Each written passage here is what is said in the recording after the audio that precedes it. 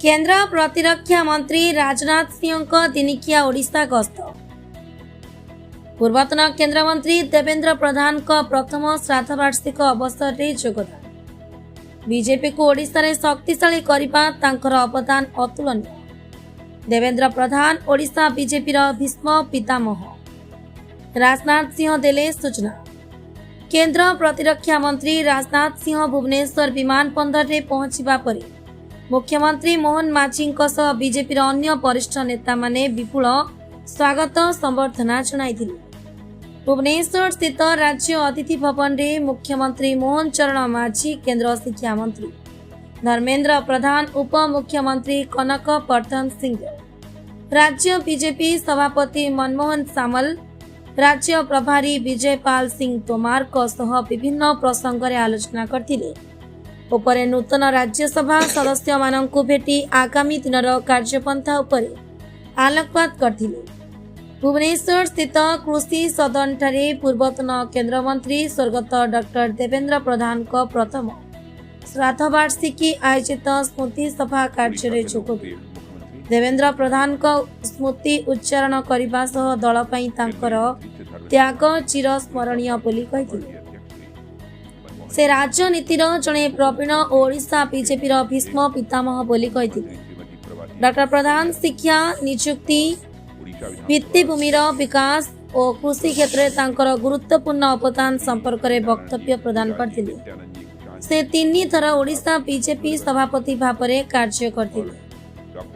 1998 निर्वाचन में तांकर प्रयास जोगु ओडिशा रे बीजेपी प्रमुख सफलता मिलिथिबा और प्राय 30 वर्ष पूर्वे राम मंदिर आंदोलन समय श्रीजुक्त प्रधान इटा संग्रह रे अंश ग्रहण करी मंदिर संपूर्ण दायित्व संपन्न करथिले। तांकर पुत्र धर्मेन्द्र प्रधान बापांक स्वप्न को साकार करबा सह कम बयस रे राजनीति रे पाद दे सारा भारत वर्ष दक्षतार सह कार्य करी यशस्वी प्रधानमंत्री नरेंद्र मोदींकर प्रिय भाजन होई पारिथिबा संपर्क रे सूचना दैथिले। यशस्वी प्रधानमंत्री नरेंद्र मोदींकर प्रिय भाजन होई पारिथिबा संपर्क रे सूचना दैथिले।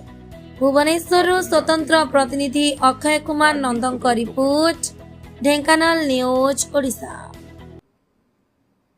और आज के कुछ वर्षों पहले आपने देखा होगा और आज भी ऐसे कुछ लोग होंगे। मैं उड़िया में नहीं बोल सकता, इसलिए हिंदी में ही बोल रहा हूं। और मैं बहुत समझने की कोशिश कर रहा था इसके पहले जो भी वक्ता थे, लेकिन मैं समझ नहीं पा रहा था, तो थोड़ा बहुत मैं धर्मेंद्र जी से मैं पूछ रहा था कि क्या बोल रहे हैं। इसलिए बिना सुने जो कुछ मैंने उनके बारे में सुना है, जो कुछ भी उनके संबंध में जाना है, वही बातें आप सबके सामने रखूंगा। आज के कुछ समय के पहले राजनीति के बारे में एक धारणा बनी हुई थी कि जो राजनीतिक क्षेत्र में काम करते हैं वह सत्य नहीं बोलते, जो कहते हैं वह नहीं करते।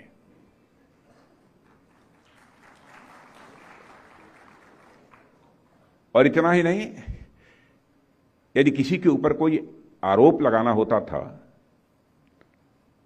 और उस व्यक्ति को यह लगता था कि यह व्यक्ति हमारे सामने खड़ा होकर झूठ बोल रहा है या मुझे गुमराह करने की कोशिश कर रहा है, तो लोग कहते थे तुम हमारे साथ राजनीति कर रहे हो। यह राजनीति शब्द किस हद तक अपनी विश्वसनीयता खो चुका था, किस हद तक यह राजनीति शब्द बदनाम हो चुका था।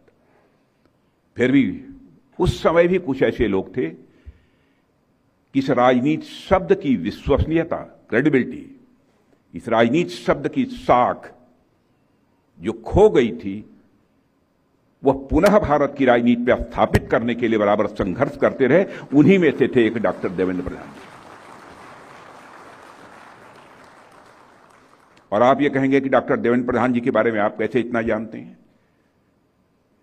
हम दोनों ने साथ काम किया है। बहुत लंबे समय तक नहीं काम किया है, लेकिन कुछ समय तक उनके साथ काम किया है। सहजता, सरलता, जो कहें उसे करें, अनावश्यक आश्वासन न दें, यानी उनके वर्ड्स और डीड्स, उनके कृति और कथन, कहने और करने में कोई अंतर नहीं था। इसलिए मैं कह सकता हूं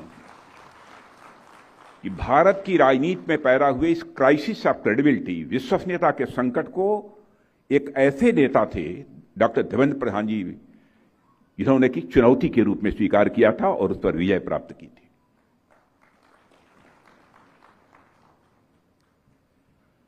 और उनका कितना सहज और सरल व्यक्तित्व था, मैं समझता हूं कि हमसे ज्यादा आप लोग जानते हैं। हम दोनों साथ काम किए हैं और सचमुच उनके साथ मिलने पर, उनके साथ बातचीत करने पर मुझे सुखद अनुभूति होती थी।